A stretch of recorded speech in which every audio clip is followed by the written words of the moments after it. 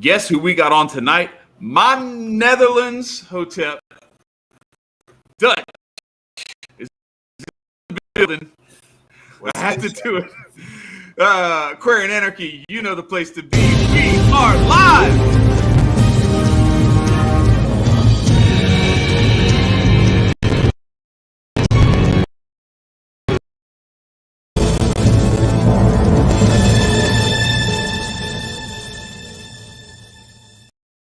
All right, and our quote for tonight, Marcus picked this one out special. This one's great.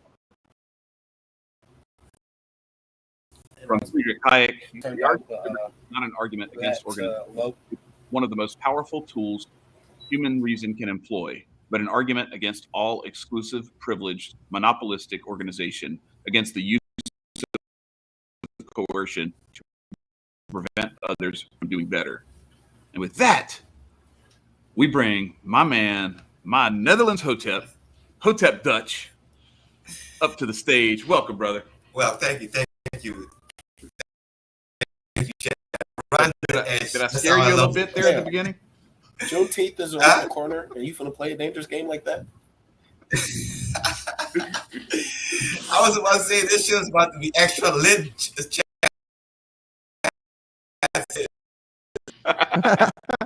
Nah, I'm not that stupid. Nah, nigga. I'm stupid, but I'm not. And somebody said Chad is trying to take Marcus' spot. Take who? Yeah, my man. spot. Oh. Because I'm black from the waist down. I got Actually, you, I today got I'm you. black Look. from the neck Oh. down. It's a new record. You said it. Oh my You said it God. within 1 minute. All right, for sure. Got it there. It's a record. It is a record. Well, look, I would be remiss if I did not give you a proper introduction for our audience. Those who don't know, a lot of the folks around the Hotep community know you very well from the Hotep Nation Discord and everything else. But you're one of, like I said in the show notes, you are one of the day ones as a Patreon subscriber and as one of our Telegram chat members and big supporters, and we appreciate that. But it's not just subscribing to the Patreon and being a part of that chat or whatever. It's what you bring. Like, you bring this whole different perspective, and I don't know if it's just because of like where you are in terms of your Hotep journey, or the fact that you've lived, like, you're in Curacao right now. You live in the Netherlands. You got family in the States. You're kind of spread all over, and so you bring these perspectives that, quite frankly, Marcus and I, and I'm sure Nicco too, and everybody else in the chat, it's so refreshing, because even some of the things that we talk about, like government and like institutions, like we're going to talk about tonight, you bring this perspective that has me, quite honestly, like revisiting my use of those words and like the way I discuss the topics around those things.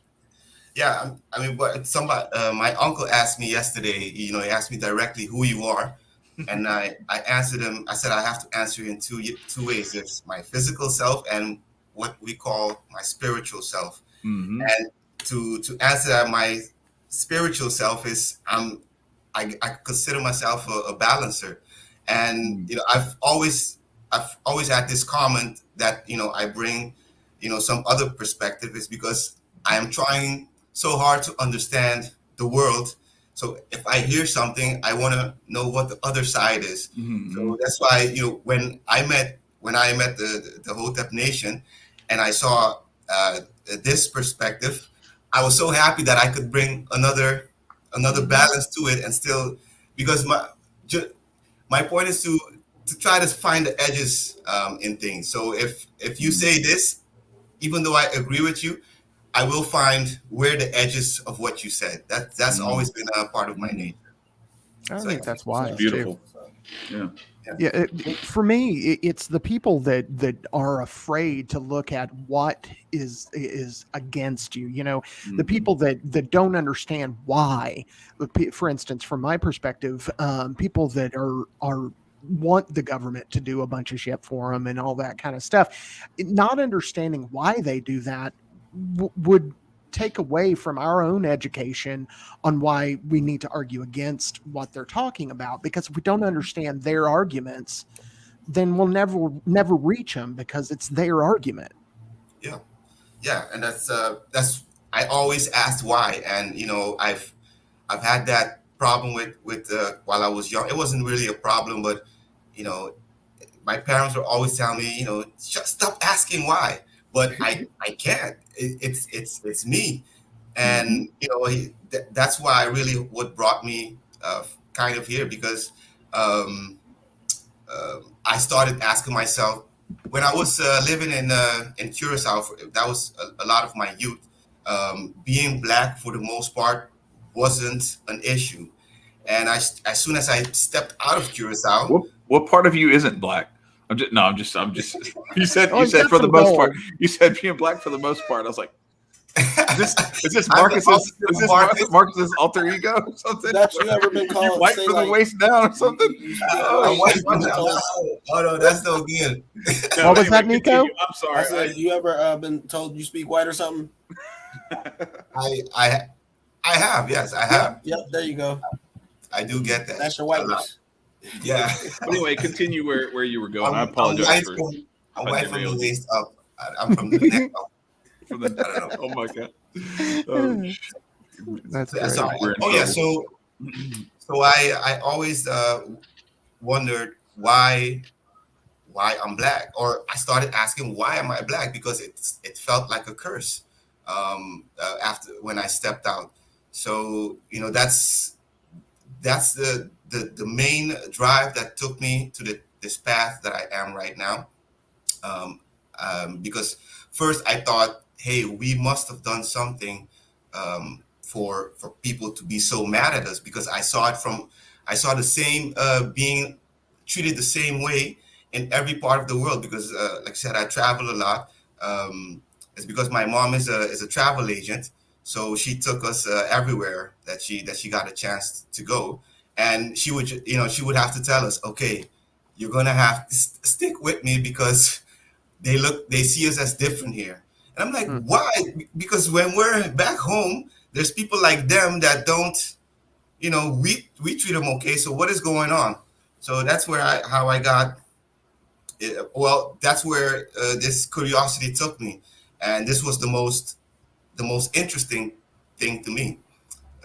Because it affected me on a daily basis.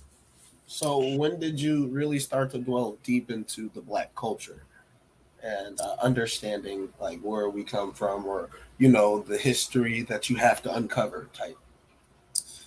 Well, I was pretty much naive to it up until I went to a school in Arkansas, a boarding school in Arkansas. And they wanted to recruit me for basketball while I played soccer. So I didn't understand why would you recruit me for basketball? And I came to understand because you're black, and black people don't hide. And I'm like, and then there were things like there was this kid. I remember flashes. There was this kid that asked me, "Can I see your palm?" And I showed him my palm, and he's like, "Oh, I thought your palm was black." So when did I start really getting into? I kind of ignored it for the most part, but it's when I started doing my own research. I remember, it was when Obama was about to get voted in. I was really happy that Obama got voted in. I was in New York at that time, and I was making Obama shirts, Obama Mama. I was selling them in New York. It was very successful. So I really invested my heart and soul into getting him elected. And after he got elected, I started paying attention because I invested in him, and I started seeing the things that I'm like, whoa, this guy he's not helping us, because he kind of made things worse. He shut us off. As things were getting, people were still getting shot. I was still being discriminated against. So what is he doing for us? So that kind of got me into. So I remember I had a friend who will say Obama is a socialist. You know, it's a clown. I remember that Joker face that they had of Obama going around in the underground, and I'm like, what? How? Why are you so Why are you anti? slandering him? Yeah. Yeah. So, but that why was bothering me so much that I had to find out what he knew, and then I started listening because I wasn't listening before, and I started listening, and it was a complete flip. I was like, oh my God, I was betrayed. So I felt betrayed by um, by Obama, really, because my mother would tell me, hey, you can be like Obama, and I started telling her, no, you don't want me to be like Obama if you really know who he was. And I'm sorry, I have to say that, you know. So yeah, that's Obama was the catalyst for me looking into the black culture. Well, in many ways, I think Obama was a real eye opener to a lot of people in the black community. Not that I really have an insight, but I have heard a similar story. People were like, "Let's get in, we need to get a black guy in there, and and we'll do that." And then he got in there and acted the fool, kept bombing people, took a bunch of people's money, and just acted like George W. Bush with a black face. Right. And so I think that that's his cousin, so it makes sense, for sure. Nicco said it too. Nicco said it too. Right. Because they shouldn't have done it, because I wouldn't have asked, because I wasn't interested, and I'm still not really interested in politics, but I have to. If they wouldn't have done Obama, I would have been like, oh, those, sorry, but those crazy white people, crazy white things. No, they're crazy white people. It's okay. You can say it. Right. So I wouldn't have bothered with politics, but when he got into it, and I said, oh, this is, it made me start looking into, the private organizations that are going on. So when you tell me that Obama's cousins with George Bush, I'm like, okay, I need to find out what's really going on here. Yeah, but people go ahead, Nicco. People don't, dig into things, and like I don't know when we stopped, wanting to be scientists ourselves and researchers ourselves, because granted, it's an instant gratification age, and everybody expects things instantly. Like, when did we stop wanting to grow our knowledge, and especially about the people who run your lives? Like, wouldn't you want to know a little bit more? Everybody know about everything about Michael Jordan and his story. They'll rewatch his story 10 times over before they even watch a document about the evil trifles of our government. So, Yeah. Obama was kind of like Jesus. Like he was black. He was Jesus. A boy. He was a boy, and then he was like 12, and then he just disappeared for like 20 years, and then poof, now he's out of college and he's a senator. First he was an Illinois state senator, and then he was actually ran for and won the Senate. But yeah, there was a lot of that stuff that was just kind of, I said that's the only thing he had in common with Jesus, or whatever Jesus represents. That's what I meant. I'm just saying, like, there was this huge hole in his career and his upbringing and everything else that people were just like not even curious about looking into, and it was just like, well, but how did he get from here to here? And like, what similar to like AOC, it's just like, wait, what happened? And then you do the same thing with some of the guys on the other side, the Republican side, and it's, well, don't look into that skull and bone stuff, and don't look into what they did when they were at Harvard or Yale or any of that other kind of stuff. It's very, people get very. I don't know. Is that me? No, I think it's Chad. Oh yeah. So we'll go ahead and continue. I don't know what's going on with Chad. Hopefully he comes back. So I'm right there in the middle of that. Yeah, I think that Obama definitely opened a bunch of eyes. What track did you go down, Dutch, to kind of open your eyes to all of this? What sources? Where did you go? I gotta say the first person who I got interested in was this a guy named the 13th Son. He's not a very popular, but he has this kind of a cult following. Um, he First of all, the number 13 scared me because of stigmas, and I started following because of that, because I like you know finding out about scary things. I was like, oh, this guy is scary and he's telling truths. But he tells a lot of truths, he puts a lot of spices on it, but it gets your attention.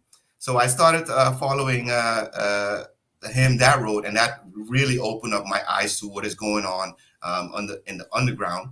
And so that's when I started writing down my questions and my notes. And then I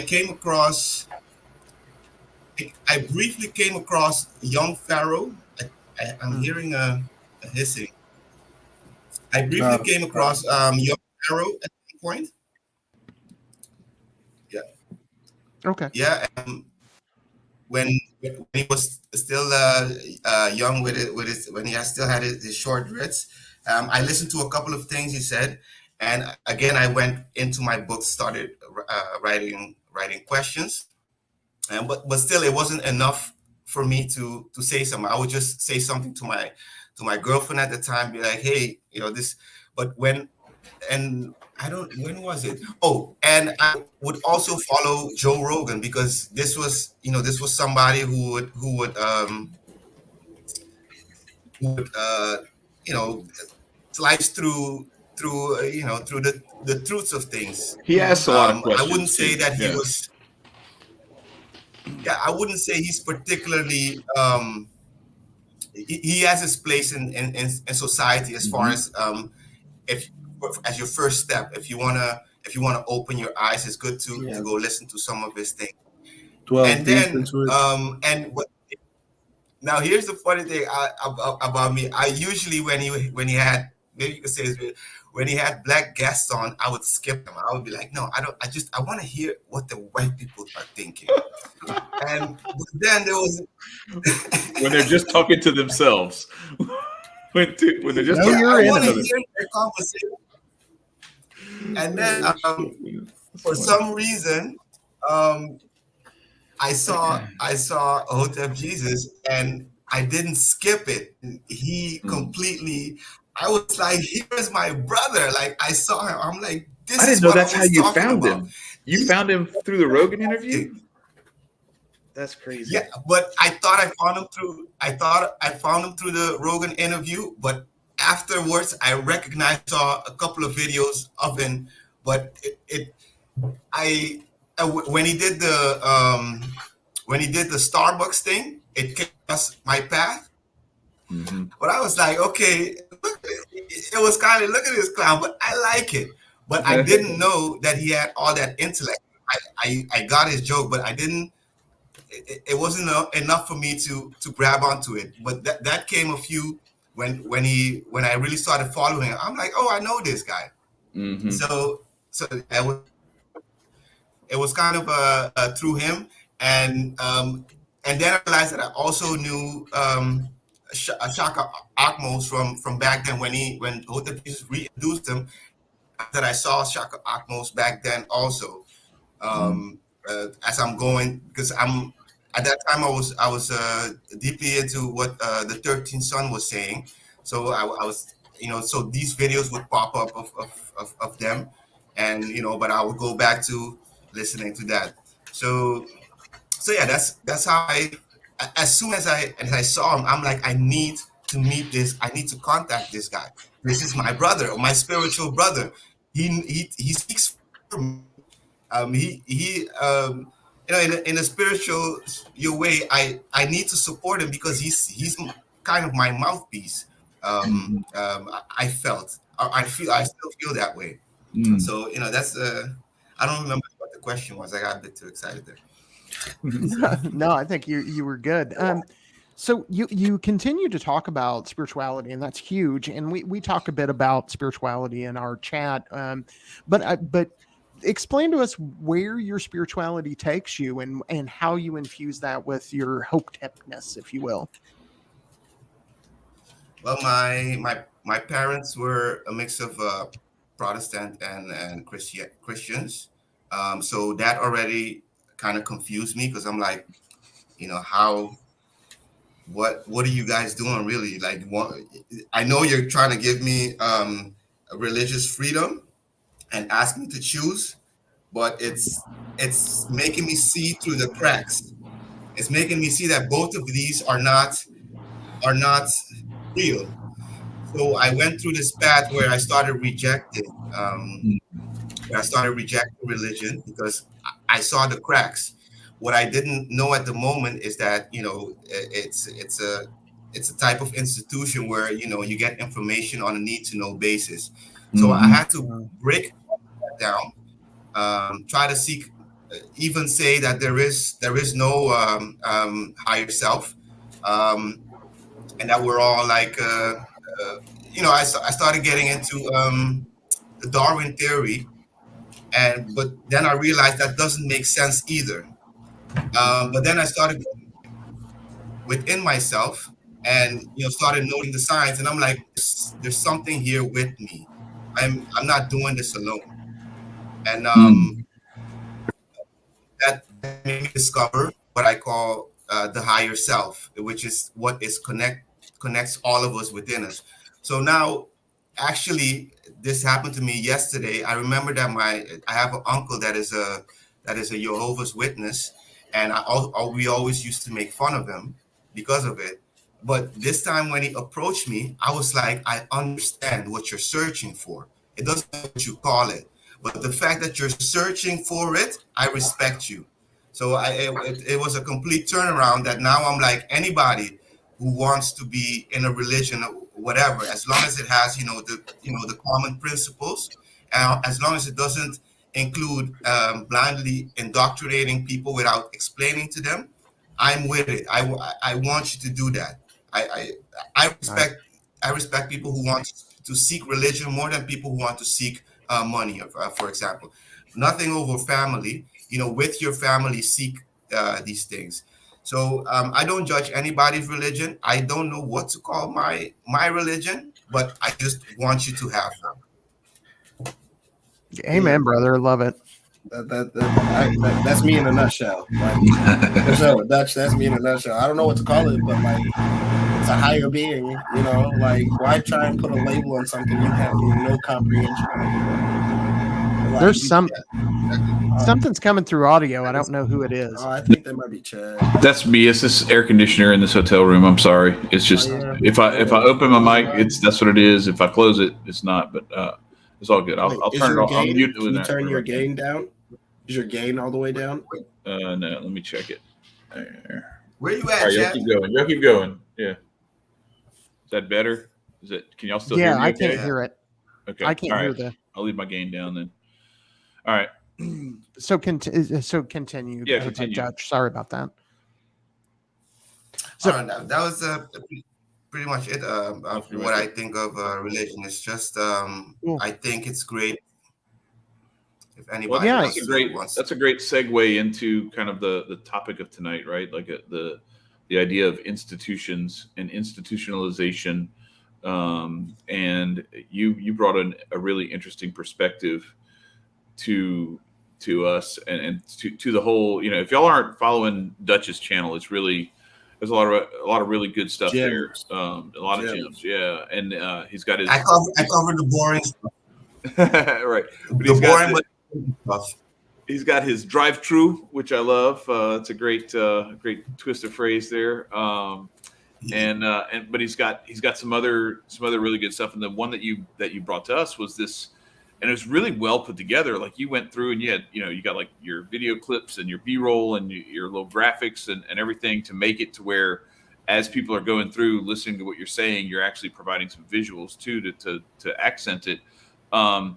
But it really it made me think you're right about, and Marcus and I have talked about this a lot too, because Nicco kind of comes to us from this I wasn't buying into this bullshit anyway, So like, I don't need y'all to teach me about anarchy or government or the nature of it. Like, I ain't say all that. Don't put that in my mouth. Okay, I know you don't say that, but I'm saying like that. Like the vibe that I get is that you were just kind of like some of this stuff when we told you, you're kind of like, yeah, it sounds about right. Like it wasn't like this where some people's brains melt when you tell them this stuff. Like, oh, by the way, that institution that you believe in, it's a corrupt institution. It's a fallacy. Yeah. So, but what Dutch did was he brought it around like he was talking about before. Pushing the edges, pushing the envelope of like, okay, so you say you believe this and you're steadfast in these principles, but what about this on the edge? And what I was getting at is that Marcus and I talked about this a lot on the show, is that it's not governance or the idea of the concept of government, like organization and societal sort of cooperation that we have an issue with. It's this monopoly on force, top-down, puppet-mastered, oligarchical type of tyrannical oppression shit that we're against. But people getting together in their local community and organizing to either pool resources or decide what they think is cool and what they think is not cool, and to kind of say like, hey, if you're going to try to do that shit, you're not coming in here. That there's a way to do that stuff where it's not, hey, by the way, we own all this, and if you don't do what we tell you, we're gonna lock you in a cage or shoot you. So let's talk a little bit about your take on institutions, because it was really interesting. The thing about the path to truth is it's very dangerous, because the ones withholding the truth, sometimes they do have valid reason for withholding it, but it's up to you to go break that wall.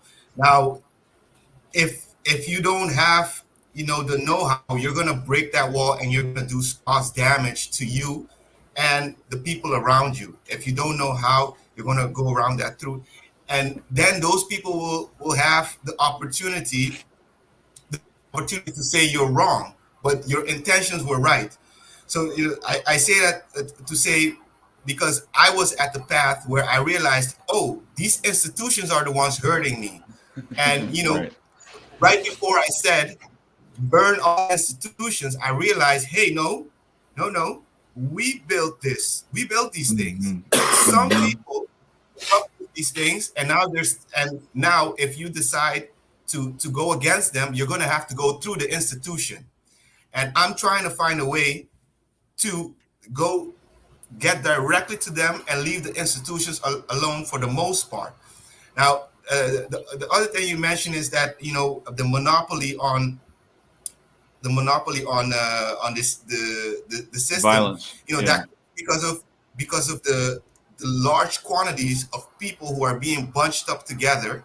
Right. We were talking about the Dunbar numbers at some point in the chat, Marcus, and I believe that's something that people are not taking into consideration, is that you can't have one person deciding over more than a thousand people even. But now you have one person like the President of the United States deciding over millions of people. That's just it. He can't make good calls. That's why I like it when you guys talking about local government, because these institutions do need to be instituted, but it needs to remain, the decisions making need to be on a smaller scale. People are talking about going into a globalization of things. I think globalization can and should never happen. Anytime it happens, if you have one person that rules the whole world, they're gonna designate the whole Caribbean as a prison, because right. They say, oh well, I have to allocate. And they could, they did that with Australia. The Caribbean actually was worse. It was a prison and slavery, because it is true, it did happen already, and we weren't even fully globalized. And that can only happen when we have people that don't have that consider other people no longer humans, just numbers. Mm-hmm. So about the institutions. Um, what my argument is that it's always been there. It's really part of what made us so advanced. If you take, for example, a duck, the duck has his little ducklings walking behind him. That's institution. The ducks are being Yeah. institutionalized. Yep. If you're gonna say institutions are bad, that's not what you really want to say. You want to say that the mother duckling or the father duckling, whoever's doing something wrong, that the ducks are dying, is messing up something that you already mastered, which is how how to compartmentalize information. You don't have to reinvent the wheel every time again. But when you do that, that means I'm not going to know how to make fire, but I will know how to make, I don't know. I know how to make a car because you made a fire. So these things do need to remain in here, but we need to work on the transparency and the size limit as to how it gets affected. I don't know how to do that, but I do know how to point it out. That's my job, to point it out. Right. And I liked and by the way, the video is linked below, as is his Twitter and his YouTube channel as well. Yeah. It's all linked below. But what I particularly liked in what you were saying is, so many people get caught up on the word anarchy, and I'm not going to stop using it and all of that, but people get caught up on it. And what they miss is, because the government has perverted the use of it so much, and they have used it in ways that it wasn't meant to be. They tainted the word. Now we're taking it back and we're explaining what it is. But a real anarchist does not believe necessarily that we shouldn't have government at all. And myself, I would tend to be in the range where I don't want anybody telling me what the hell to do, so leave me the fuck alone. But that's me. And what all anarchy is a state of not having a state, or not having a ruler. It's the state of not having a master. And the last track I had, about a little over a century ago, we all agreed slavery's bad. And so we shouldn't be in the business of owning people anymore. And the argument can be made that at one time we needed government for one thing or another. We live in 2022 and we have the internet. We have so many ways that we can eliminate what government does do positively. We can, but again, to your point, the lesser amount of people we have involved in our organization, call it government or call it something else, the better, because then you're going to be concerned about the people that you're actually trying to help. And that's the difference between a voluntary system and government as we know it, is that in a voluntary system, you actually are trying to help. Government is trying to look like they're helping. Well, and I would argue too that to kind of bring both of those points together that you and Dutch made, the issue by and large is actually this size and scope. Because if you get to more local, smaller, more intimate, the more intimate and close knit the institution or the community that is involved, there's so many different ways that it is superior. First of all, it's less cumbersome to try to keep organized and keep functioning the way it's properly supposed to be functioning, right? Like if you have a co-op where everybody's supposed to pay in a certain amount and you're only supposed to pull out when you really need something, and you're not supposed to pull out when you don't need something and you just want to use it as a slush fund. Well, the bigger it gets, the harder it is to police that and to really for everyone to kind of keep an eye on it, because there may be somebody, 3 counties over who you've never seen before, They just pulled some money out of there. You don't know that they're pulling money out of there and that they're gaming the system. So anyway, it's the functionality is better the smaller and more intimate and localized it is.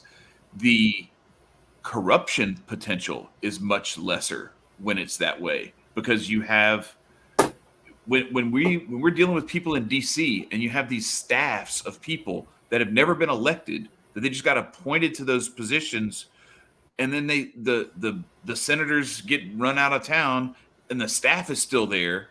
It's like, and they're writing the legislation and handing it to them. They're like, I need something on guns. Like, oh, cool, we got you. It's already done. It's already written. Which parts, it's like an accordion. Like, what parts do you want us to pull out? What extra stuff do you want us to add in? We got some little add-ons. We got some DLC. If you want some, if you want to pay extra for the DLC. Anyway, it becomes so much more manageable and so much less contentious, and also less potential for corruption the smaller, more local, more intimate it is. Think about like your family. Everybody knows, like, they might have an asshole cousin, brother, sister, parent, grandparent, whatever. You can see that shit coming from a mile away, and you can kind of navigate your way around it and manage it. You have that same person who's like running your state, like we have here in Louisiana.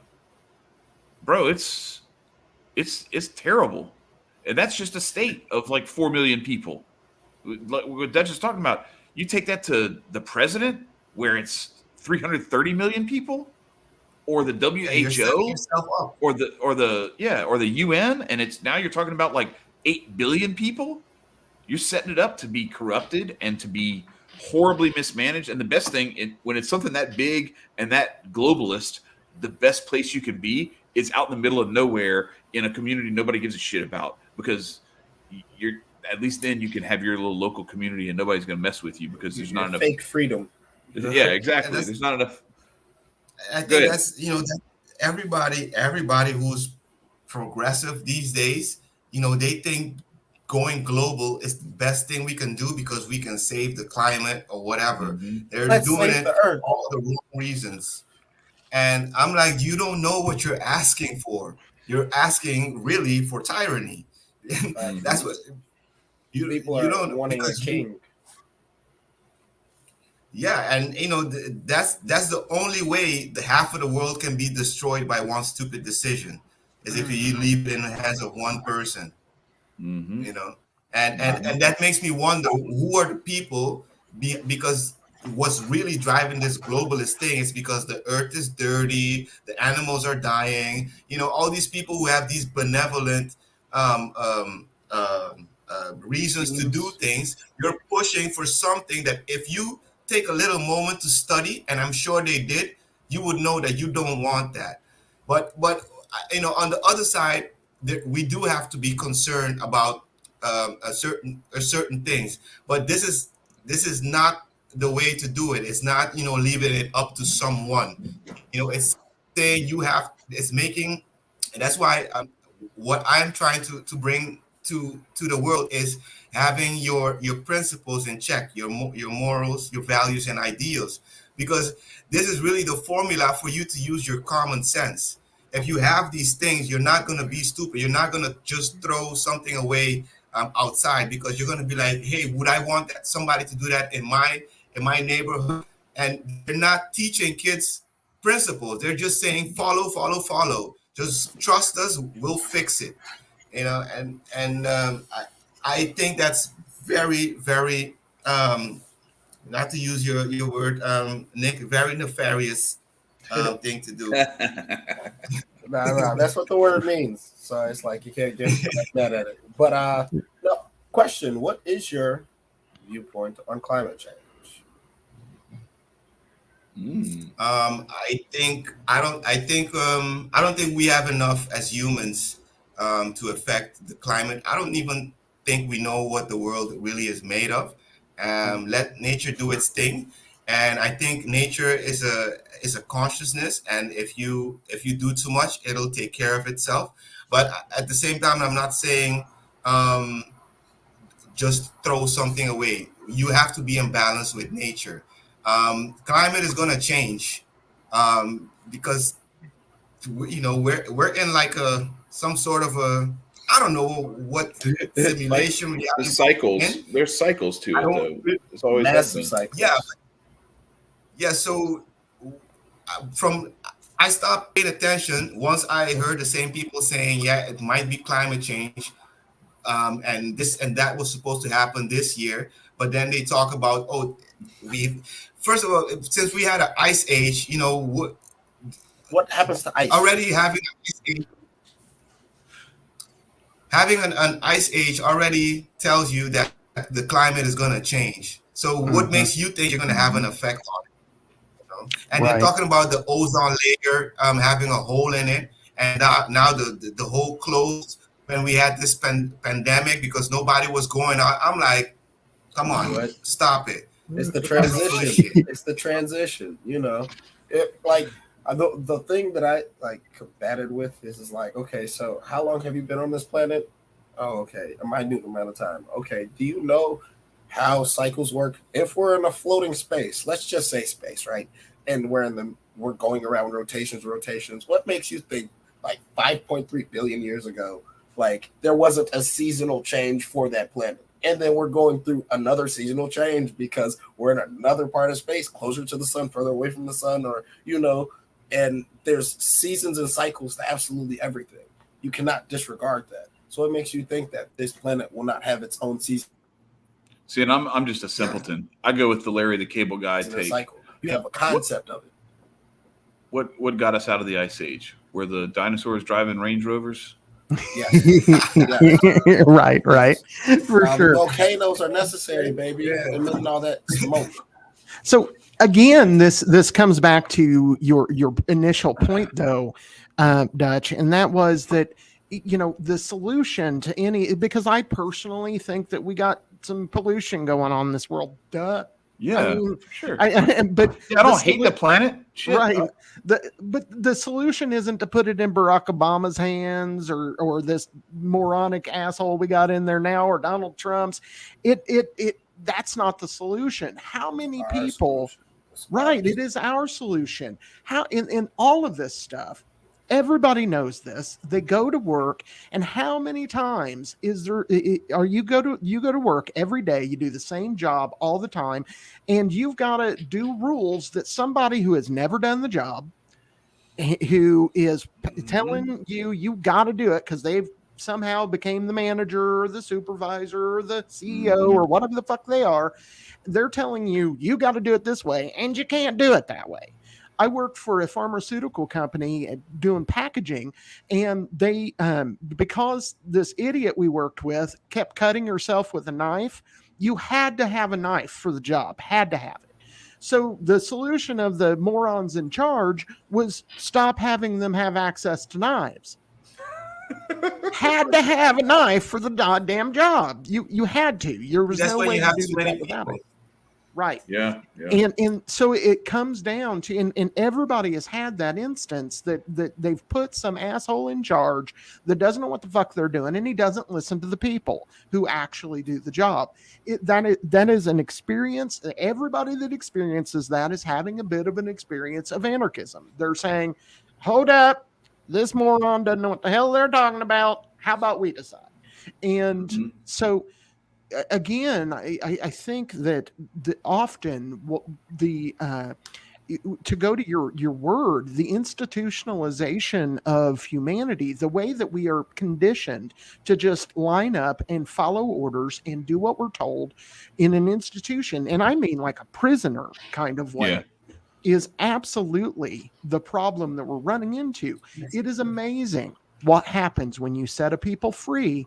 We are still in this country living on the little bump of freedom we got from 1776. So, just living on that 200 years later, imagine if we actually got to freedom. Yeah. I think, there's nothing. The problem with I don't have a problem with like I said, with the institution itself. I have a problem with it becoming too big, and people don't know what's going on. So I don't understand why, if we have something so great, it's not being taught to the kids as the first thing. Like what I wanted to get to with that video is I want them to, I want us to have a way where we tell a child, we don't have to tell you how the institution works. I just need you to know that you're being institutionalized. Now, once you know that, you can be like, okay, I know I'm being brainwashed by something.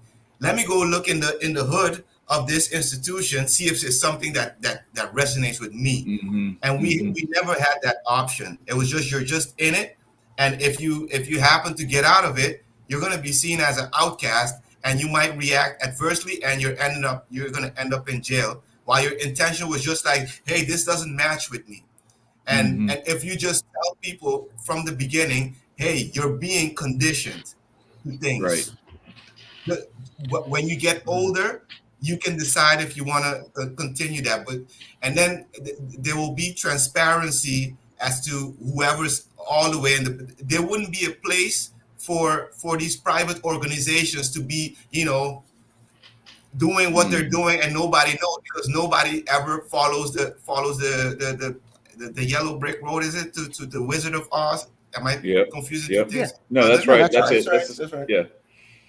That's all the same. So I sometimes, a person like me, I want to know who's behind that curtain, and I'll be like, okay, you can go on, but you never gave that option. I'm bringing everything down, I'm with my mouth, So if they would have done it, I wouldn't have been.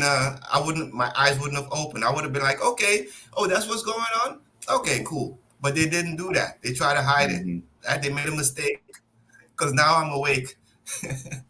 Yeah, I think to give you to kind of give a metaphorical, but maybe not a metaphorical, but like a practical, very easy for everyone to understand way of looking at this.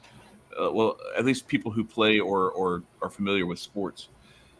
When you know that your coach is making you run stairs, run bleachers, run laps, run suicides, and all this stuff, but that it's, number one, it's to make it to where you pay better attention so you don't screw up shit that you're supposed to be doing right in your techniques, your fundamentals, not jumping off sides, not turning the ball over if you're, if it's basketball or whatever. So it's part of that as like a discipline to serve as a punishment, as a deterrent to doing these things that the coach doesn't want. But the other part of it is all of that stuff that you do, because I say this as a coach, all that stuff that I do, I'm like, we're either going to get really strong and have really good lungs, or we're going to stop turning the ball over. One of the two. We're going to stop missing layups, or we're going to have the best pecs in cardio in the league, because we're going to do 3,000 push-ups at practice. One of those two is going to happen. We're going to be strong and we're going to have good lungs, or we're going to start performing better, or maybe a little bit of both. And so when they know, the kids know that, they know, and then they buy into it, and they know, like, all right, this isn't just some bullshit that the coach is doing because he hates us. This is actually going to make us better. I'm a person like me needs a coach like you, because I notice right away when somebody's trying to condition me. My mind is set up to be adverse to. So if you're not honest with me, and that's the reason that I skipped out on a lot of sports. When I went to the U.S., they were asking me. I played basketball, but what the one thing that bothered me the most was the slapping in the ass thing after winning, but it was also like, yeah, I'm like, yo, what is this shit? But I hope you don't do that. Don't be doing that to your kids. But anyway, no. A high five. We'll keep it up here. We keep it up here. I'm not even going down here because I might run into something I'm not intending to run into, Yeah. What's up? I brought up the part. So yeah, if I know what you're trying to do with me, I might accept it. But if I notice that you're trying, and there's some of us out there like that. I'm not saying everyone is like that. Some people, maybe it's better you don't tell them, but me, you got to tell me. Otherwise, you're gonna have a problem. I'm not participating. For sure. Yeah. And I really think that the information, I mean, that's how I raise my kids. Sometimes I'm hard as shit on my daughter. I mean, it's, I expect certain things in my house. I expect order. I expect her to clean her room. I expect those kinds of things. But I explain to her. I set her down. Sometimes it's annoying, and my kids will tell you we have long lectures. And the reason we have long lectures is because I'm not just going to say, do that because I said so. I'm going to say, do that because you need to develop a habit. Cleaning the room is an example. You've got to clean your room to develop a habit so that you're orderly with your life, so that you don't have, you can find your stuff, you can do all that, and you develop that pattern. Mm-hmm. And that's why you want to do this. It also helps that I don't like my house being trashed. But, at the end of the day, I try with my kids to explain why I make rules. I very seldom, and I'm not going to say that I never do, because sometimes we don't have time to go into a 2-hour lecture about why we need to do this thing we need to do right now. I'm going to explain this later. What was that, Dutch? Sometimes you're just not old enough to understand. And I what you're saying, Marcus, I do that also. I have a daughter, a 5-year-old daughter, and she asked me, why are you making me do this? I'm like, I'll try to explain it to you, but you got to give me some trust that I'll explain it to you when you're older. And then you leave a note of ask me again. But I do leave it open. I don't just say just do it because I said so. I'm like, I can't explain it to you right now.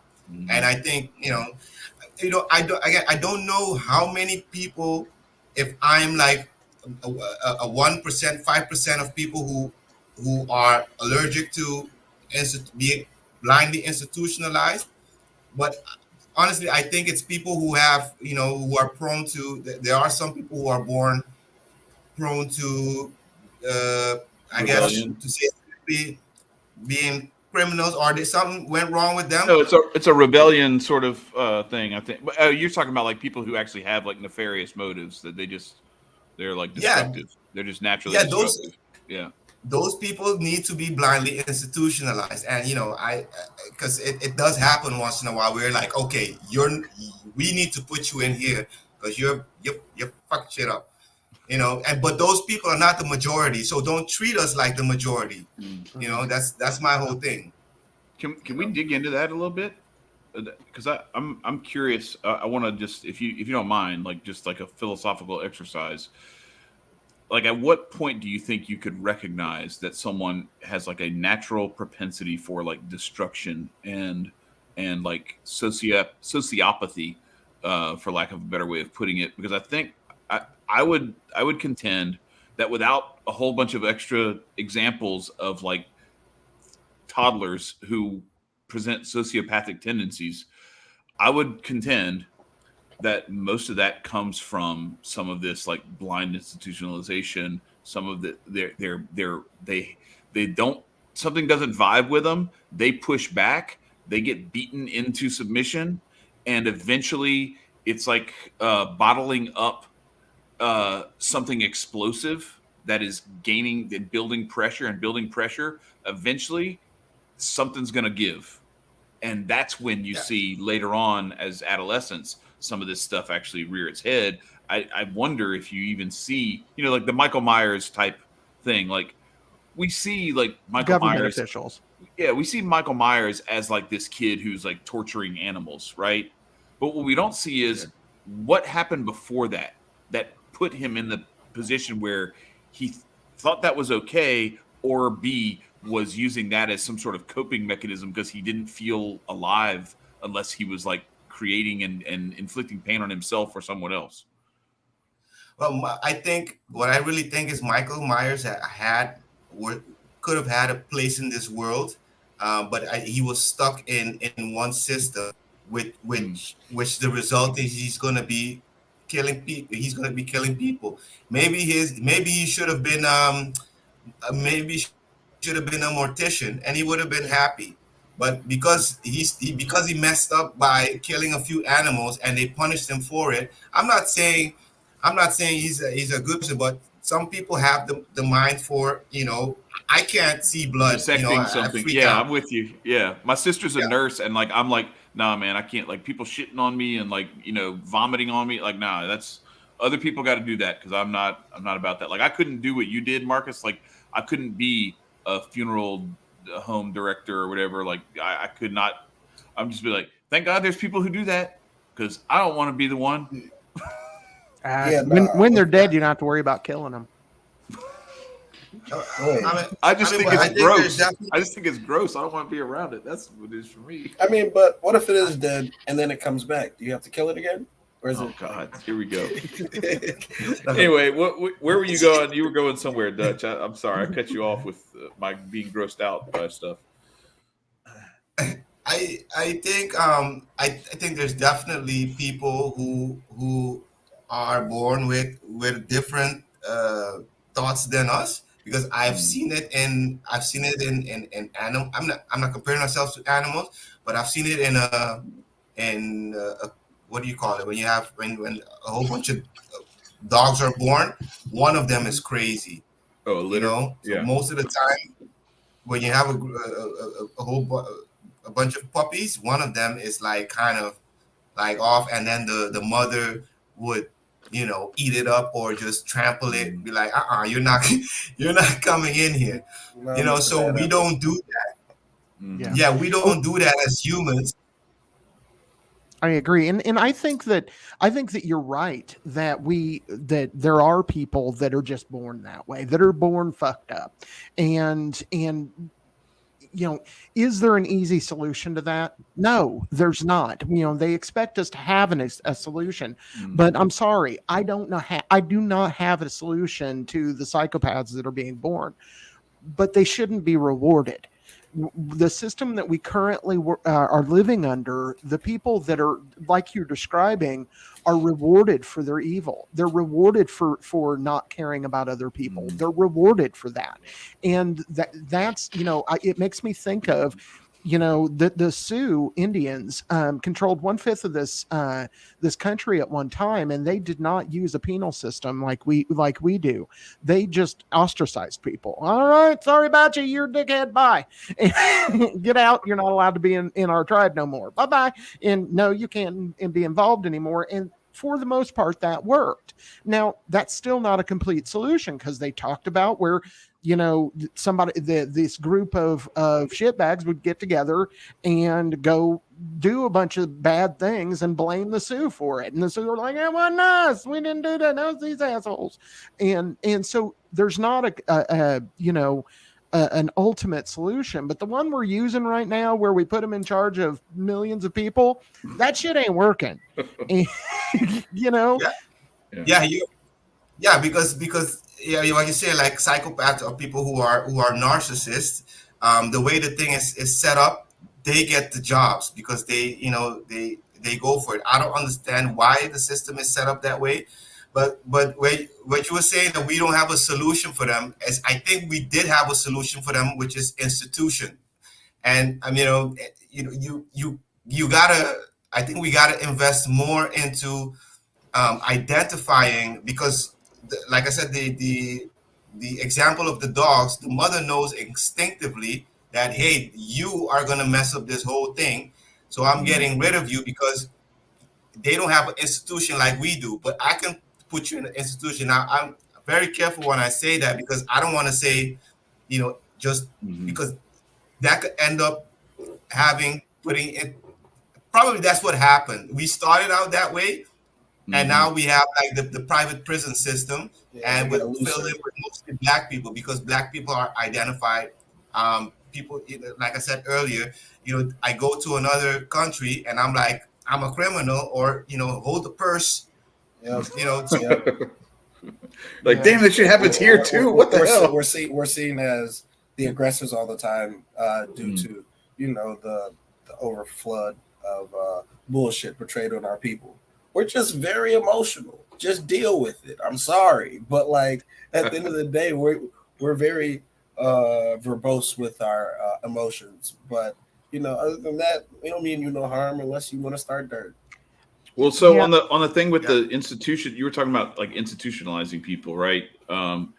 So what you're saying is like you think that it became something where I'm trying to draw. I'm looking at like what they're talking about now with like guns and like red flag laws, and it's gonna come under the guise of, hey, we're doing this because we just want these crazy people who are shooting up schools to stop shooting up schools.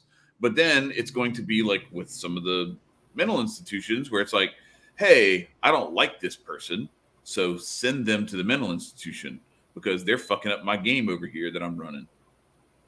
Mm-hmm. Yeah, it's again this goes into our earlier conversation. It's easier to do that when you have one person ruling over a lot. Right. But if you don't have that, that's not going to happen Mm-hmm.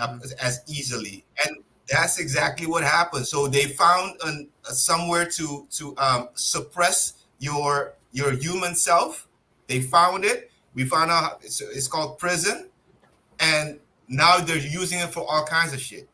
And it's Mm-hmm. supposed to only be used for the extreme. You're going to jail for smoking weed. Like what the fuck? No, Yeah. you can't do that. That's not how you solve that. If you're smoking weed, like give that. It shouldn't even be something.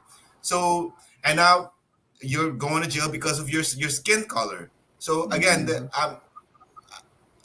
I I'm hesitating to say that the prison system is a good thing, but sometimes you need to confine some people. And Sure. another thing I want to add to that is that this behavior is very contagious. Like if there's one person behaving this way, it's much Agreed. easier to destroy than it is to build. So if you Mm. see somebody acting crazy all the time and nobody's doing anything about it, you might switch and start doing it too. And Well, so you if can't. that's not taking care of it right away, that's why that mother, the dog, takes care of it right away because she knows it's going to corrupt the other kids. Instinctively, yeah, yeah. For sure. I want to back up for a second. I have a theory, and I kind of like to ask y'all what your opinion is on it. And you were talking about the experience of being black and going to a place that isn't, because you had talked about that when it's all black people, then you don't really follow this. But when it's white people, my opinion, and tell me if I'm wrong. I don't know. I'm a white dude. But my opinion is, genetics are a thing. And I think that innately, for whatever reason, black people tend to be more free and they tend to be more independent. What I've seen is that the black community is creative. And through that creative thought, in which I think leads to ideas like what we've been talking about and leads to those things, they became a threat to the opposite, which happened to be controlled by Northern European white people. And so they didn't want those people to rebel. So they began to make them the bad people, or, whatever you want to say, or the criminal or whatever. And so I think that it is largely based out of one, jealousy, and two, the innate ability of black people to understand liberty better than anyone else. Would you agree or disagree? And this could go to either one of you guys. I Yeah, I mean I'm not sure if I would put it on black people being more genetically free, but I'll take it. But but I do know that when I'm around black people, we do enjoy our freedom. Just don't tell me what to do. I won't tell you what to do. And there's more of this. And when I'm around, stereotypically white people, there is this more of a order thing was going on. But I think this balance is great. I think we should have both of a little because um, you shouldn't be feeling too free because there's some things that you need. That's where the institution comes in. So I think the traditional white man from the past, they mastered the institution. The black man of the time was just, yeah, we could do it or we could not. When we need to, when shit is bad, we're going to use our institution. But I think the white people just stayed on it, and then it got to the point where they, that la reconquista, they came, it was just a momentum, and they just conquered the world, and the black people were like, what just happened? And we're our descendants. I'm waking up like, what is happening to us? And this is it. The institution has been, it's and so when people talk about racism, there's no real racism. It's just the institution gone bad, where they mark the black people as the bad person, and we just got the musical chair game just stopped, and we got stuck with that label. It could have been any other race, and and so that's why I don't put too much on racism, because it's kind of irrelevant. It just happened to be us, and we lost. We kind of salty about losing that game, but we got caught slacking. That's how I see it. Oh, damn. Okay. Yeah, but at the same time, dude, I see, like, I mean, I being a little bit understanding, to salute Nicco's people in Haiti, I've seen a lot of shit, and I've paid attention to a lot of historical stuff. There are true stories about people fighting for their liberty in Haiti. This particular person, I don't remember the person's name, but they got deified by the voodoo priest there, or she got, and became Urzuli LaRouge. And the reason that she was fighting for her liberty to the point where they had shot her in the head, she was certainly dead, and she killed 2 people. This is I thought her head got cut off. She got shot in the head. I think she got shot in the head. I don't remember. She got killed. Yeah, and then she still murked 2 people with the machete. So right. So to me, that just says, one, and I said this a long time ago when we started kind of integrating in with the Hoteps, that these people understand freedom, and we need them on our side. These are the people we need to be homies with, because they're awesome.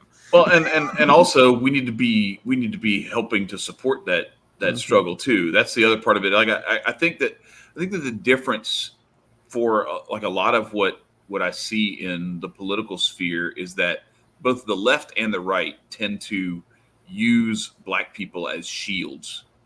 Like, hey, these people have a thing we can get and put out in front as like the window dressing on some bullshit that we're trying to pull. Let's put them as the window dressing on that. And I'm like, no, bro, like that's some bullshit. Like that, like all the shit that happened with the BLM stuff, where like all of a sudden Antifa shows up and it's all this other rainbow shit and everything. And you got, next thing you know, you got some like big fat white lesbian chick, out there getting in the face of the cops, trying to get everybody arrested.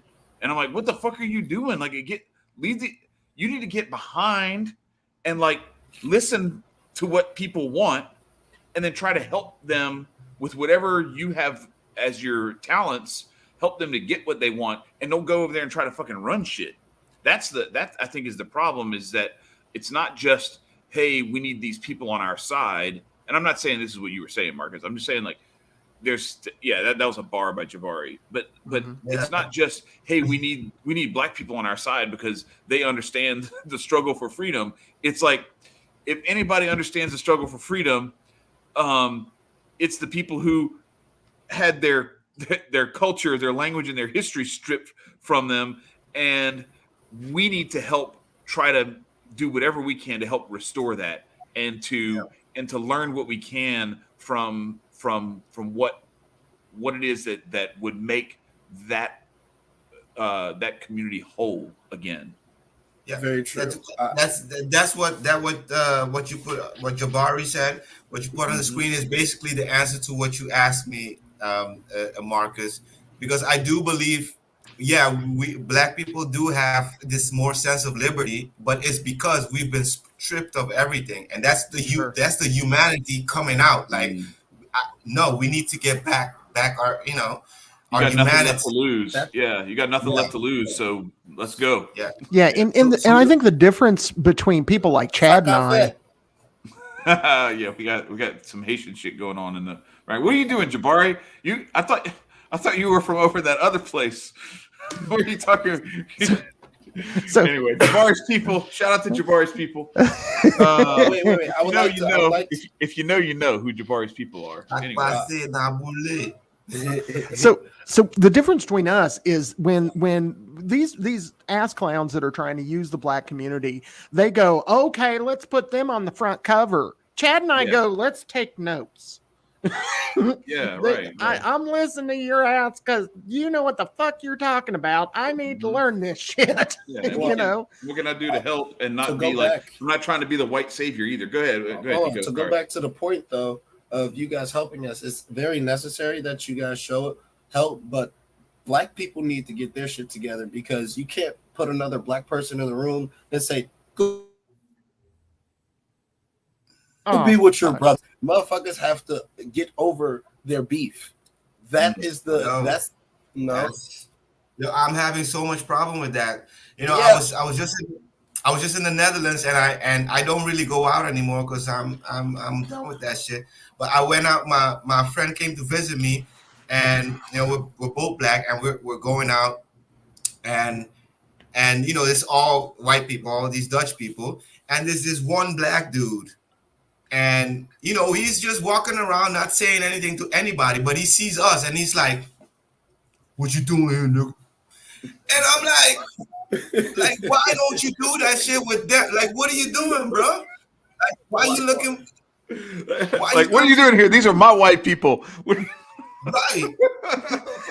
That shit needs to stop. That shit needs to stop, yo. Yeah, sure. There's a lot of animosity that we have. Like, I could be in the city. Actually, yesterday, I was out with my homie, and there was a black guy who walked up to us. And there's two reactions that people usually get from me when they walk up to me, and they're black and loud in Chicago, especially if you're downtown. And he didn't look like a crackhead, so no, he wasn't going to ask me for no money. But they usually get on bullshit. But he got dropped off, or not dropped off, but he had a dinner date, and he got ditched, basically. And so he was downtown. Nicco froze. Had a ditch on a date. But I sympathize for you. Here's my phone. Your phone's dead, this, that, and the third. And I'm like thinking and processing. That day I was coming back home from work. There was a guy who had a Moors chain on his neck. And I saw him walk past, and I was like, why is it that he's the only motherfucker I want to talk to on this train? There are black people, white people, Mexicans, Asians. But I was like, I'm okay with being able to talk to him. I'm okay with, having that discourse with another person of mine. But then when you walking through the red line, when you sitting through the red line, people walking through, and they say loud, loud, loud. Those are the niggas you got to watch out for, because they get on dirt, even if you mind your own business. So it's a difficult process to juggle. It's most definitely a difficult process to juggle. I just don't want to only talk to spiritual niggas. You feel me? Like, I would like to talk to all sorts of arrays. You feel there should be no segregation amongst us, but there's many dividers amongst us that makes no sense whatsoever. Well, I gotta tone myself down. Sorry, I gotta tone myself down when I'm hanging around black people. I can't be talking spiritual shit because they're gonna be. I can't be wearing this around. They be like, here come this Hotep nigga, and then they like. And I'm like, come on, bro. And so when I see black people in a group of white people, I'm running. I'm like, I don't want to do this nigga either. Like, cause I already see it. Like, they're gonna come ask me some shit like, what you doing here? Where you from? I'm like, bro, I don't. Can you not? Like, move around, bro. Move. Just out my space. Like, I don't even know how to explain it. And this is everywhere that I go. It's in the US, it's in South America, where you go, in Europe, everywhere that I went in Europe, it's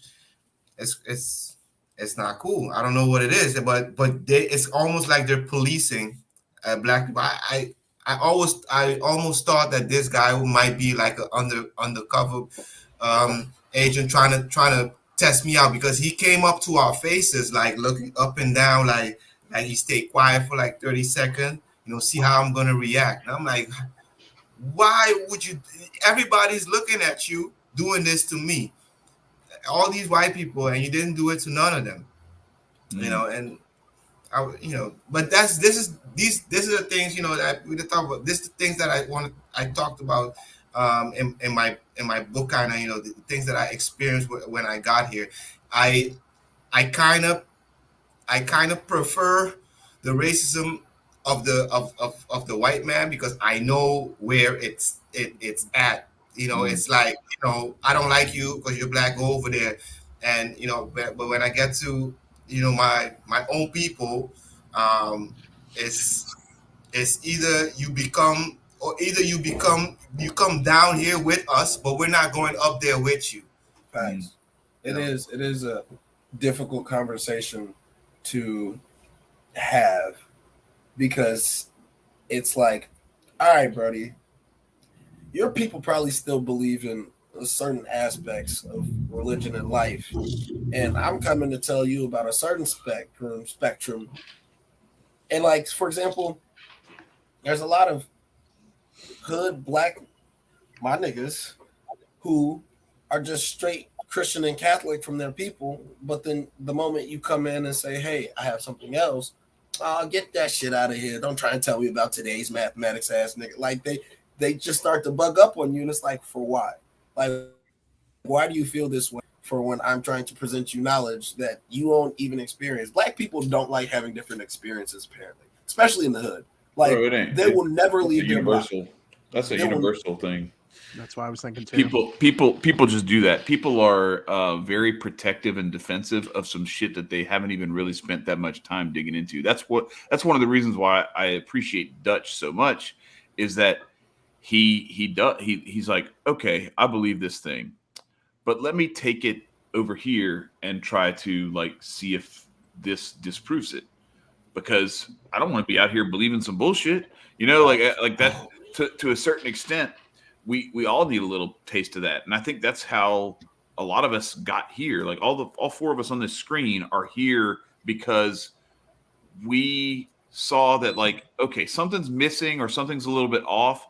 And so rather than me just like suppress that and bury it under a bunch of like brainwashing myself or whatever the case may be, hiding from the truth, not wanting to challenge shit because I'm afraid of what I might find there, is like, no, I'm more afraid of what happens if I don't know and I don't actually dig into it, because that's way more terrifying to me. And so like what you bring, Dutch, to this whole conversation is that willingness to actually listen when somebody like Nicco comes up and says, hey, I got something else, that you might be interested in, that might be a different perspective on that. And you're not clutching your pearls saying, oh no, me even looking at that is a threat to what I have already decided in 15 minutes of study that I believe in wholeheartedly.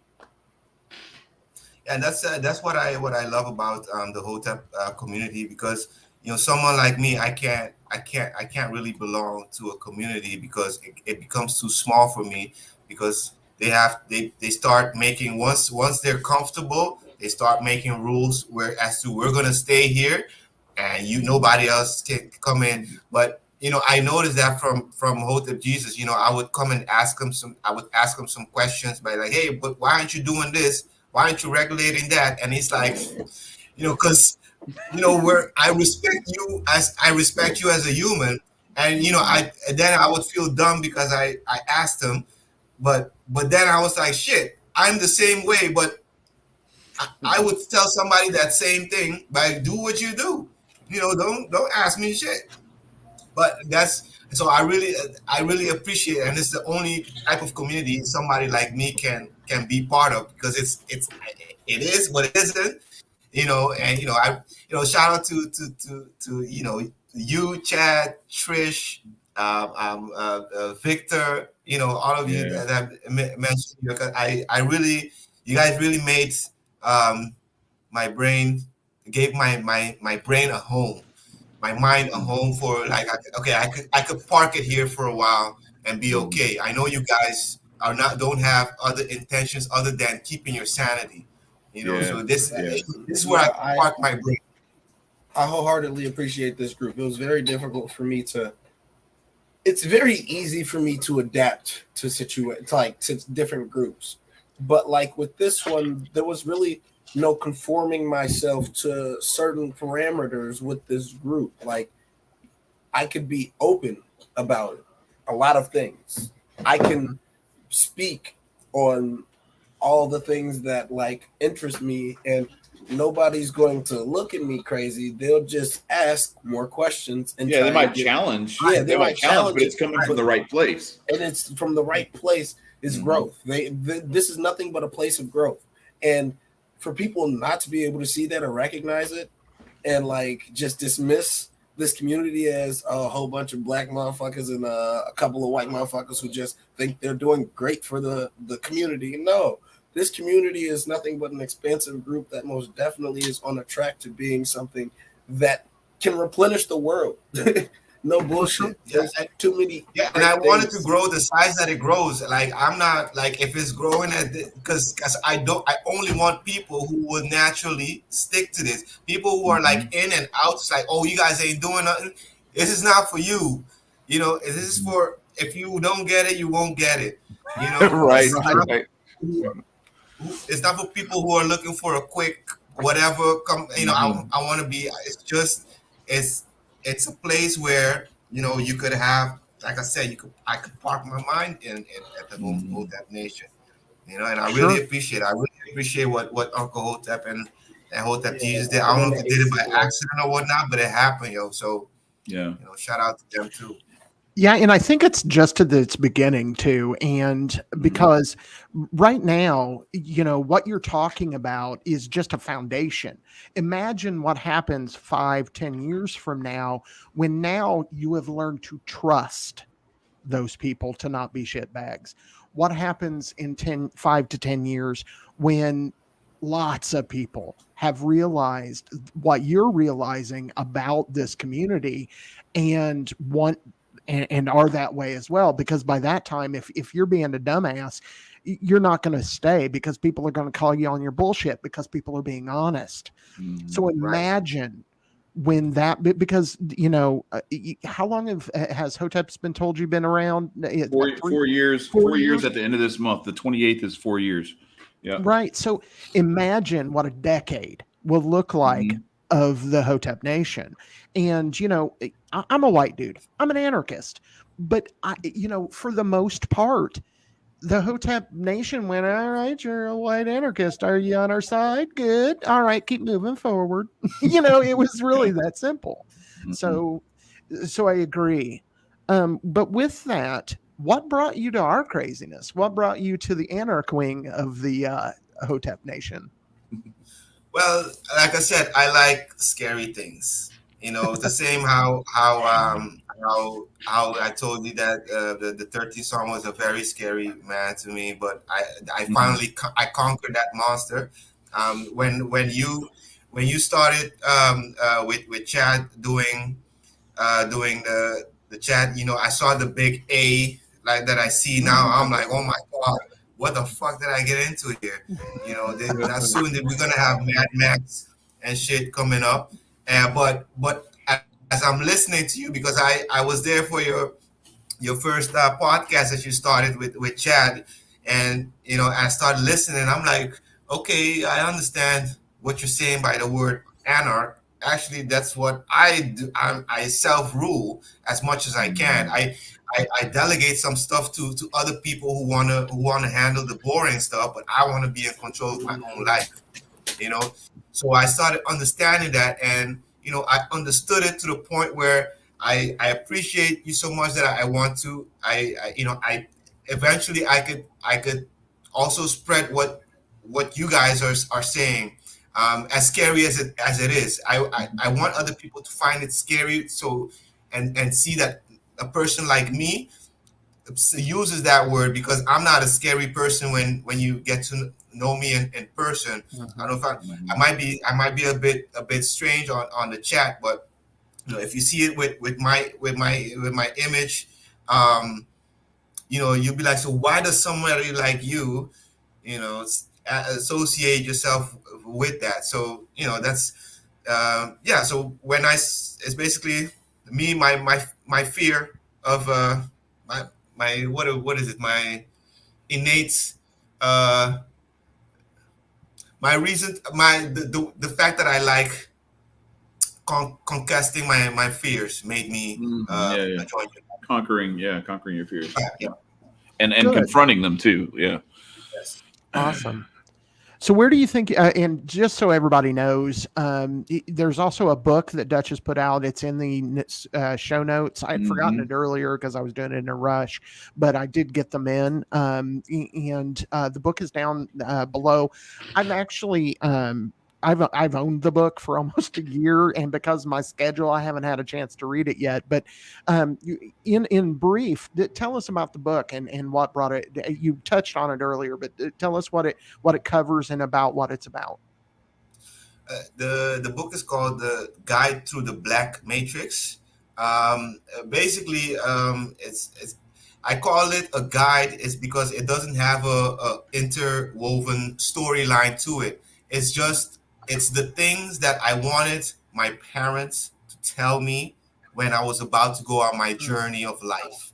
There are so many things, like the institution is a big one. Like I cover the sources of information.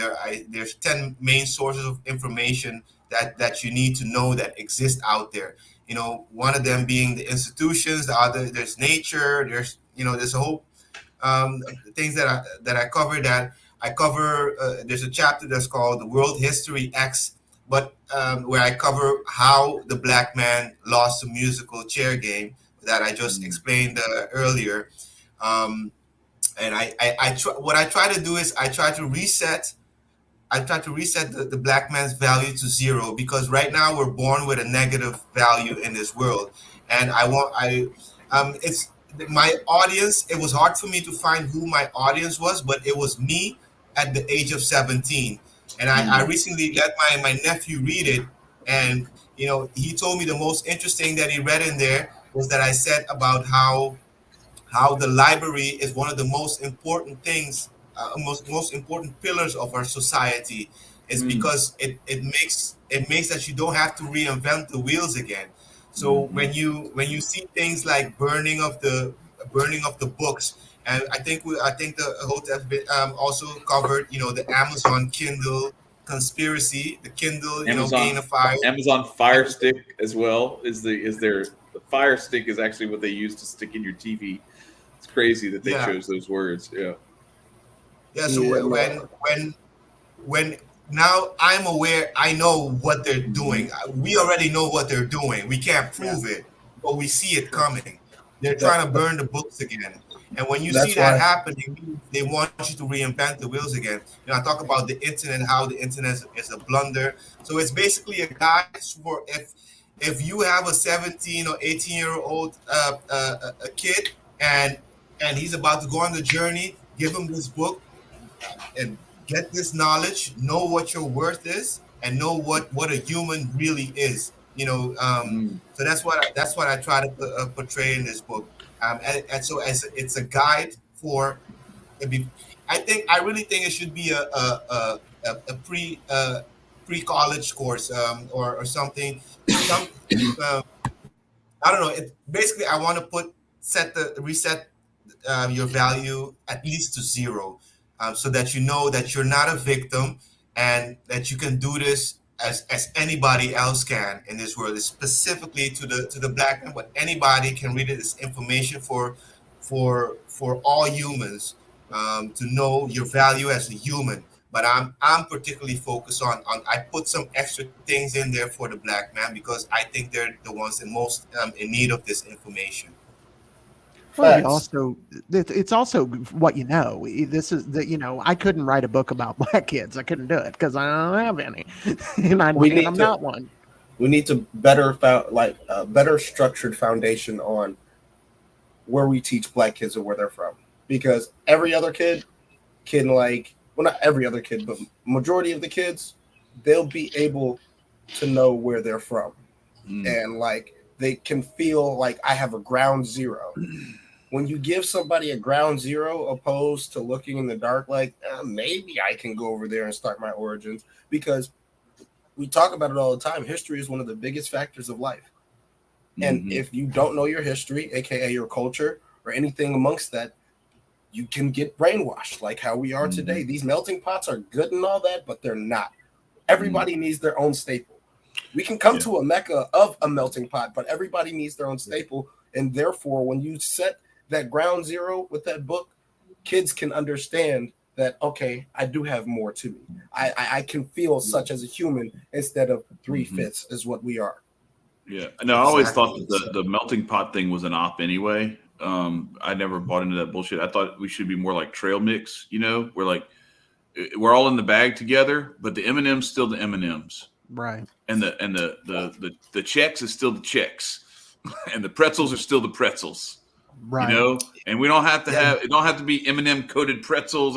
Now, not to say that this is not me arguing against interracial dating or marriage or anything like that. This is more about this idea of every culture being absorbed and assimilated into a monoculture where you lose all this other stuff. Some of the most amazing things in this world are the things that people pay thousands of dollars to go see in other places because they have something unique that you don't have where you are. Right. To destroy that. Huh? Can you give us our artifacts back, please? I'm sorry, man. I didn't take them. I don't have them either. I didn't take them. I got a video about that, Nicco. What you gonna do with them? Where are you gonna put them? Let's start a new ground zero. That would only make sense. We got to start the ground zero. You would have to start a new ground zero, because you putting it.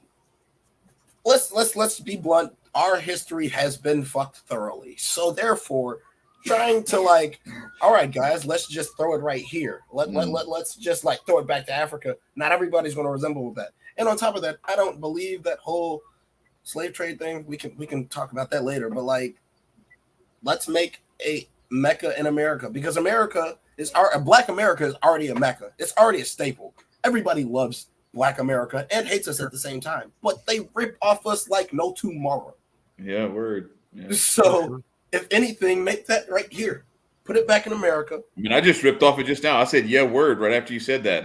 That's not my shit, I can't. Go ahead, Dutch. Go ahead.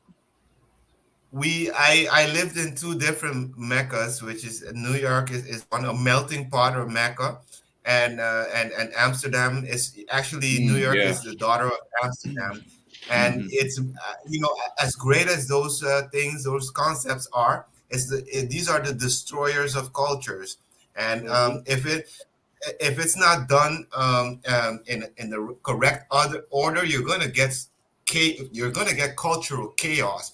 It might form something beautiful at the end, but you're gonna get some shit first. So yeah. So I agree with you, Chad, when you're saying about the M&Ms and the mixes. You should be I don't know if it's kind of separate but equal. That's kind of on the line of things, but the other side, other line of that is that you're gonna find a place where one of them is gonna be have more advantage than the other, and that's the selfishness in us. You're gonna have one group that's one another, but I don't think some assholes gonna come eat all the M&Ms for sure. They're gonna just but I don't think in the long run, cultural melting pots should be like an exception. It should be like a meeting point, vacation spot. I think it should be like a big ass merchant spot. To be honest, it should be back in the day. It should be a big ass flea market, that. No bullshit.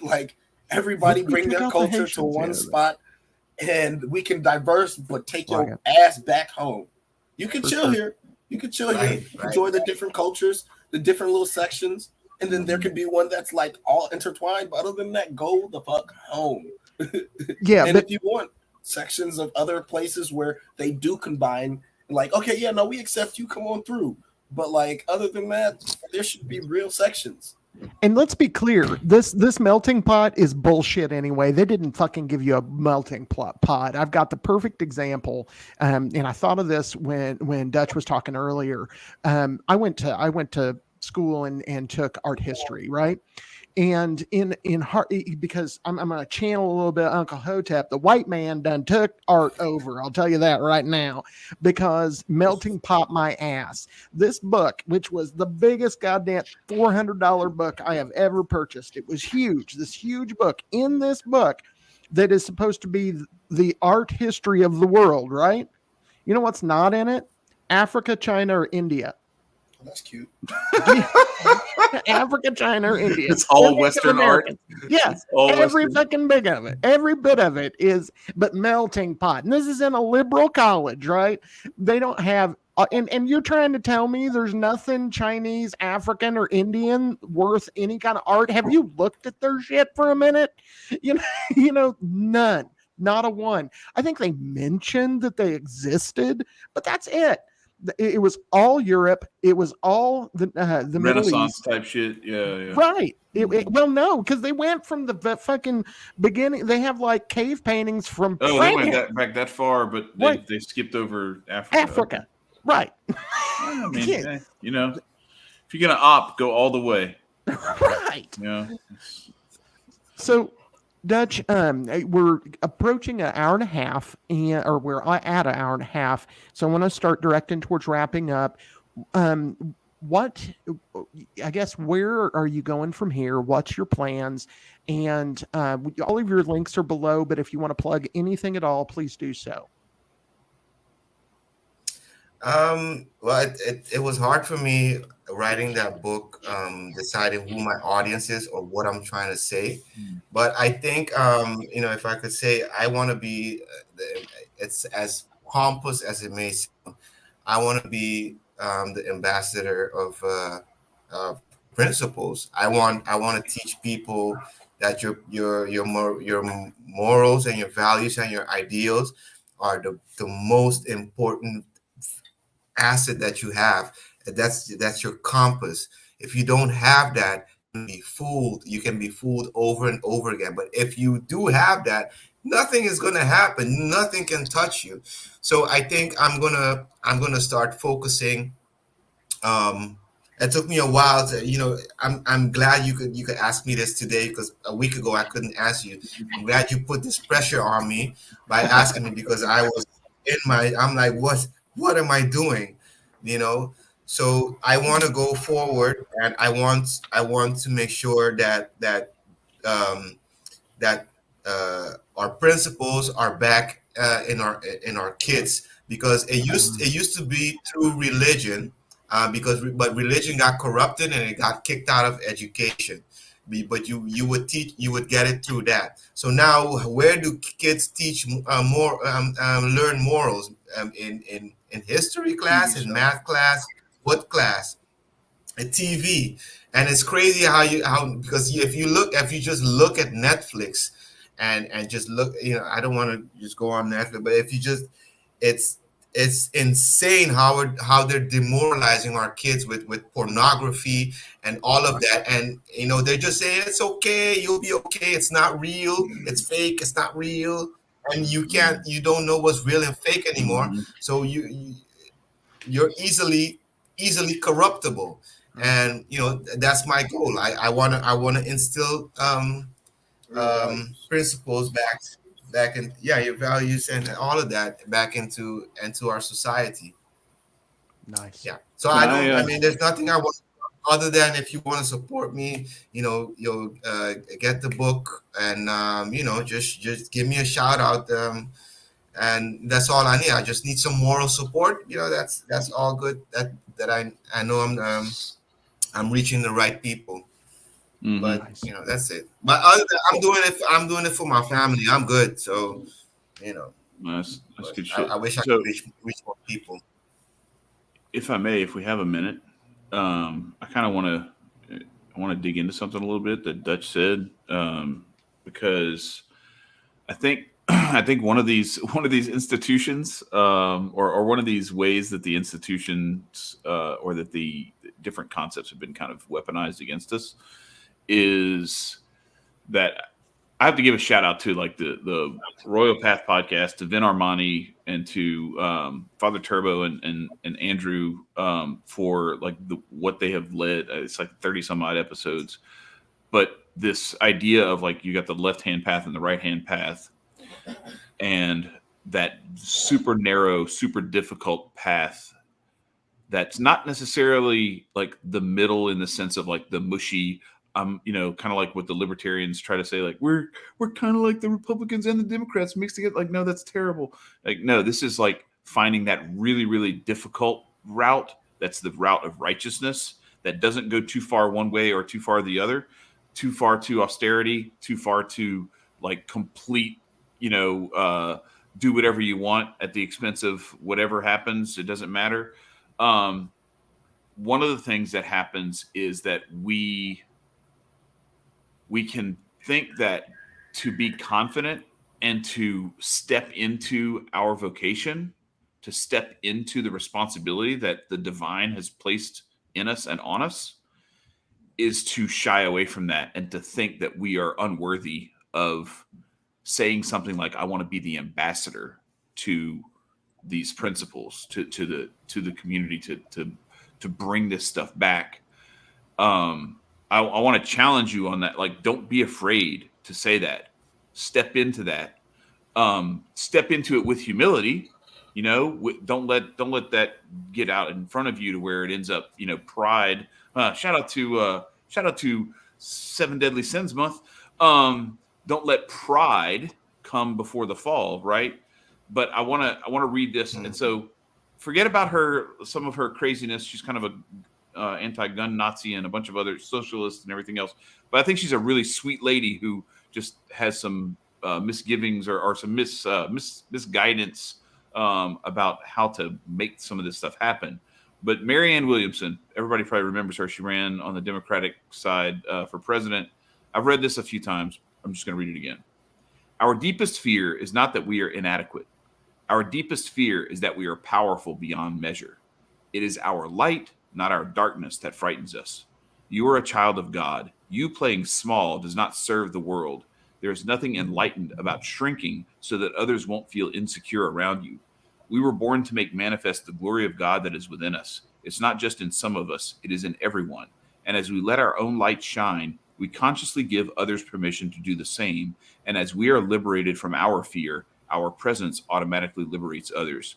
So I say that to say, like, step into that ambassadorship. Be that ambassador. Don't be afraid to say that that's what you want to do. If you want to couch it in like the proper, righteous humility, that's fine. But I don't know. I sense I don't know if I want to say this. I feel kind of weird saying this, but like, no, man. Yeah, don't no, feel I said weird. because I said I don't want to be pompous about it. Is because Yeah. you hear a lot of people.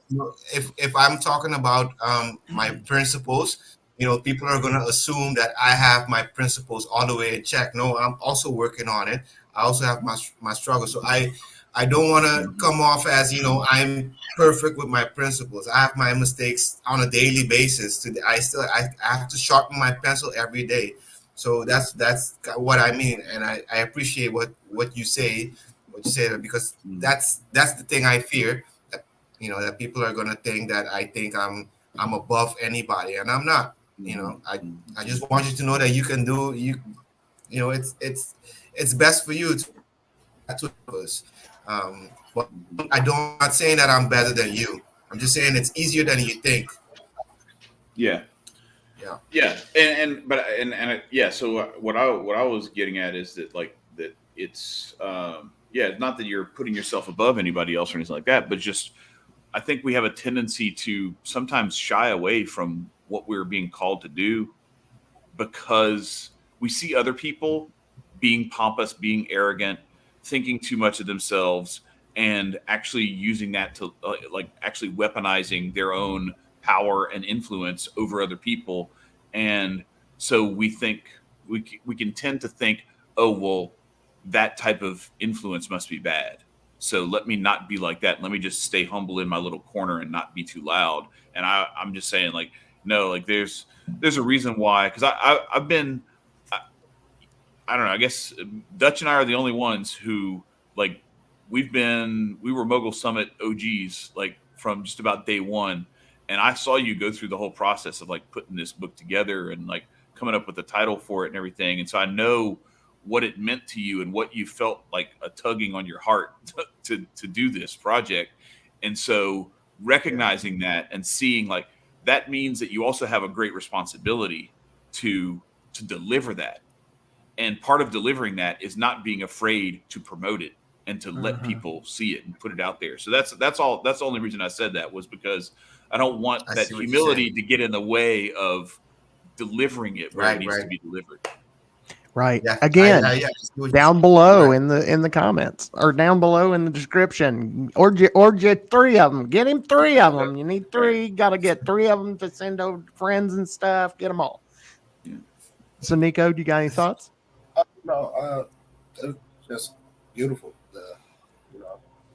Not the dialogue, but Dutch. I know we both kind of fell off, but there's also something that we're in the works in, and I didn't forget about you. We most definitely have some work to do, my friend. Yeah, we got a few things in the pipeline. Yeah, so Dutch and I most definitely we're gonna pick back up, and we got something cooking for y'all. So just give us a little second. We got you though. Yes. Yes. We're not gonna reveal too much, but we got it coming. Yeah, man. So I wanna address this right here. Natasha's got a very good point. And I think that there is actually a really good description of this. Is going to be one of those frightening things. Dutch, Aleister Crowley was talking about. Yeah, I know. Scary. But he talked about in the Book of the Law, and I'm being a center of pestilence in his words because you're not supposed to talk about it. But one day we're going to have to do a tally of, like, what you say more, Aleister Crowley or I'm Black from the waist down? Because, like, there's it's pretty close. For sure. I think Crowley's got the lead. Right, for sure. But in the Book of the Law, he talks about that a king can appear however he wants. But and I think Jesus showed that best in the Bible. I'm not going to go over the story. We've covered it before, where he washes people's feet and shows that example. A true king is, like Dutch is saying, is coming with humility, but an understanding that he has a place. And so though I agree with the sentiment that she pointed out, we're all kings. We are all anarchs. We are our own sovereign. We are our own master. There is no one above me, at least on earth. And there ain't aboves in heaven. I'm sorry. God ain't like, I'm the tyrant. That doesn't exist. God is just going to hang out with you for eternity. And I'm with that. But at the same time, it is the kind of humility that Dutch is bringing. And I agree with what Chad said to you. But because of your king nature, your nature as being a king, I can recognize a king. I can see it. You can see it. You can see it amongst the people. That's the stuff that you were talking about when you were talking about Hotep Nation. You found a group of kings and queens, and that's what you found. That's the likeness that you found. So I want to say, that being said, I choose to serve. I choose to serve humanity. I choose to serve my wife. I choose to serve my God, and I choose to serve my friends and my children. And that's my choice to serve. And so, although I agree with what Natasha said, yes, be a servant for sure, but do it voluntarily because you can, because you're a king. Yeah. Appreciate that. I feel that. That's a shit right there. No, but I have nothing to add to that. I have nothing to add to that. You see, you guys just nailed it there. Yeah, that's good stuff. Yeah, look, man. Anytime you're in the chat, and this is why we we wanted you to come on because you've been doing this behind the scenes. Only the people in the Patreon Telegram chat have gotten a chance to see the gems that you bring to the table, and so we wanted to bring you on and let you give a little bit of a taste of that to the audience. But no, this is beautiful stuff, and I love you, bro. Like this is same. We've known each other for, I don't know, 3 years now, I guess, or going on, and it's been a ride. We've all kind of been through some weird shit together, and I don't know where we would be if we didn't have each other, if we didn't have that Hotep Nation chat, if we didn't have like our Telegram chat and like this podcast. Like I don't know where I would be, honestly, like if not for that stuff that depressed, that we've been. Yeah, well, I don't know. I mean, I gotta say this. I know something about Chad. Most of y'all don't know. Yo, Chad can sing his ass off, yo. Oh shit! Here we go, man. This guy. I'm sorry, Chad. We did. I know things. He can too. I've heard him too. Okay. Anyway, Man. you gotta stop. I'm not singing on here. You okay? So you already put that one up. All right. But no, I really like. I wanted to say that. Like I think it's been part of what has made what made that whole community amazing was that like we leaned on each other at times, but for the most part, like you said, it was that place where you could go kind of park your. And I need to get back in there. I went through a process of like I had to like cull a bunch of stuff because I was just like I do too much and I got too many balls in the air, and like I had all my notifications turned on, and like I would be like doing stuff, working, and I'd just get like 500 notifications at one time, and it's just. But there's a community that if we couldn't park our brains there for a little while and just know that like we were probably gonna hear some goofy shit and some funny shit and some touching and some challenging, you know what I mean? Like it was all there, but it was all like you still felt like no matter what happened and how off the rails it might go, that everybody was still cool, you know? Like it just because we'd go down some rabbit holes and we'd go clowning on each other and you know what I mean? Like all that stuff. It was part of the reason that this whole Hotep Nation community and Aquarian Anarchy community is a lot of what helped get us through this nonsense of the last 2 years. Yeah, it was mostly digital, but you know, my parents ask me, they tell me you've changed. My girl sees the change, and you know, I can tell them, you know, it's because I found a place to park my brain. I can finally like put this here and then do what I do, because before I was like, what do I do with this information? I know, and okay, you know, I put it in a book. Well, I put it in a book so I can let that go. And you know, my you know, current thoughts, you know, I can always, you know, go, you know, chat it up with one of you guys. You know, when I have something really bothering me, you know, I'll come to you guys in the Telegram chat, be like, oh, this is bothering me. And you know, usually you guys have an answer right away. Same thing with the Hotep Nation chat. When I would put it in joking, I would be joking about it, but I'm serious, you know, and you guys also answer jokingly but serious, you know, to keep it light, you know. Yeah. So, yeah. Appreciate that. I appreciate you challenging our conventions too, because it sharpens. We know iron sharpens iron, but it's also like sometimes we become a little bit malleable because, you know, when you bring something that is like, oh shit, damn, he's right. You know, he's right about this.